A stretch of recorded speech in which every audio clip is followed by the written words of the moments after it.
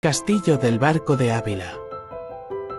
También conocido como Castillo de Valdecorneja, es un castillo originario del siglo XII que se sitúa dominando el río Tormes y el puente, en el punto más elevado del valle, en la provincia de Ávila. Actualmente pertenece al Ayuntamiento de El Barco de Ávila, Patrimonio Histórico Español. Suscríbete para ver más viajes.